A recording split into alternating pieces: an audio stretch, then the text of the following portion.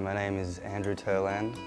I live in Melbourne, Australia, and I grew up surfing since I was 13, started skating when I was 18, and then got into snowboarding in a big way, which is, I mean, all those sports are really sort of some sort of art form, if you ask me. So, you know, they're more expression to do with the elements that are around you, like, you know, skating in the city or, you know, snowboarding, leaving a mark on the mountain. So I became a sponsored snowboarder and rode around the world for 4 years and decided I didn't want to be a pro snowboarder. When you become sponsored, you become an advertisement for the companies that sponsor you, and you're like a walking billboard on the mountain or whatever, you know. You sit on a chairlift when snowboarding, people look at the gear you're wearing and they're like, oh, what's that board? And you're like a salesman slash advertisement. And then they want you to do more for them, and you sort of lose sight of actually what snowboarding or skating's about. 4 years in eternal winter, you sort of start to get a bit over it, a bit over the people. They sort of weren't pushing my head, you know, there was nothing sort of, you know, I was living in amazing places and doing amazing things and stuff, but the brain side, the intellectual side wasn't really there. Well, it started off as something just like art is now that I would think about. Like, I'd watch videos over and over and over. My mum would get sick of me putting videos on in the lounge room. And there was this immense passion to do it, but I was a bit naive about the mechanics of it, how the cogs turn within the snowboarding industry. And sort of when I started to work that stuff out, I decided I wanted to do something different.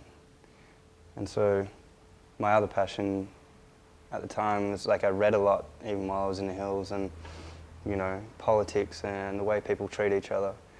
So at the time, sort of, I got back and I started making stencils and doing sort of street stuff based around ideas of public space.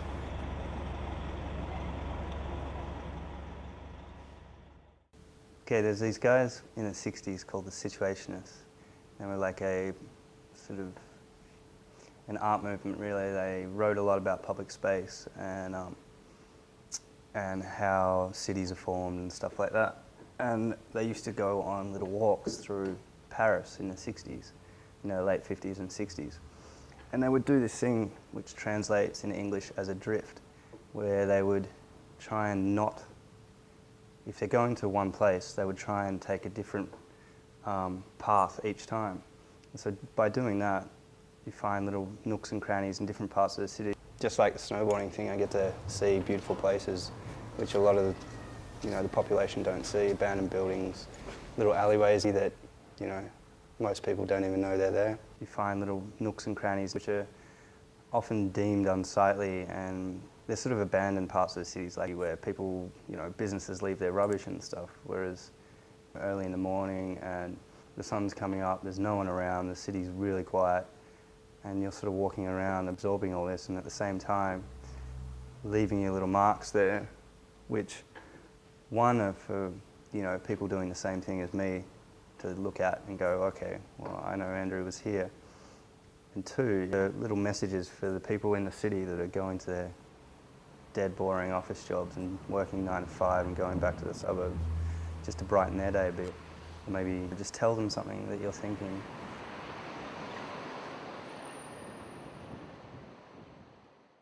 How do we make stencils? Alright, okay.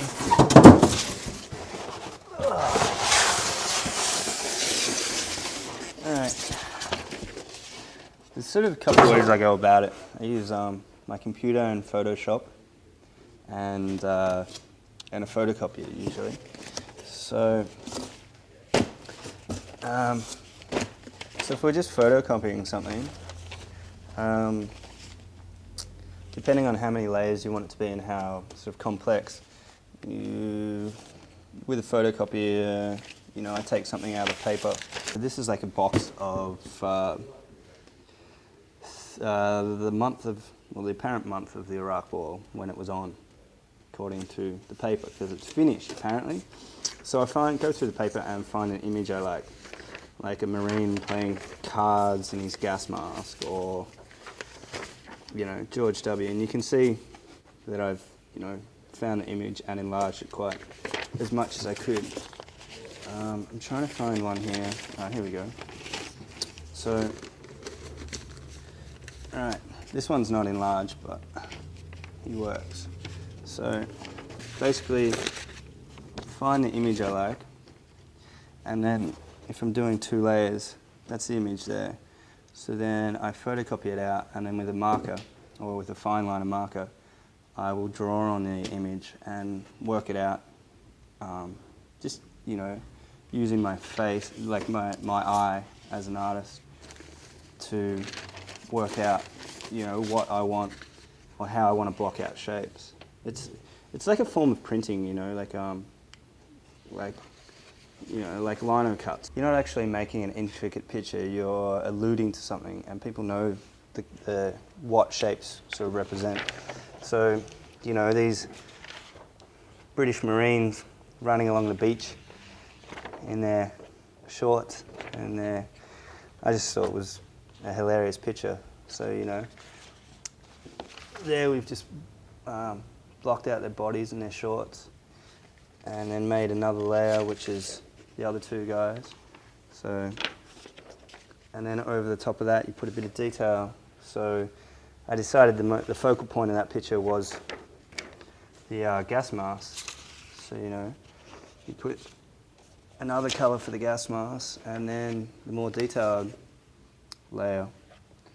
And then other things, a lot of it is I find if I just find an image that I want to make, I just draw and like photocopy it up to the size or put it into my computer and cut it out of the photo that it's in, so I have less noise to distract me around the picture, and then physically draw on top of it, because it's the easiest way. And then you don't get stencils that look like they're made in a computer, because I think that's, you know, that's like the cheating way to do it. If you just throw it into Photoshop, put a filter on it, and it comes out looking like a stencil, and I think they look like that, and you don't actually get any of the physical hand of the person making the art, which I think is really important, that each sort of stencil artist, like a graffiti artist, has their own style, so they get known for that more than, you know, just as much as for the images that they're using.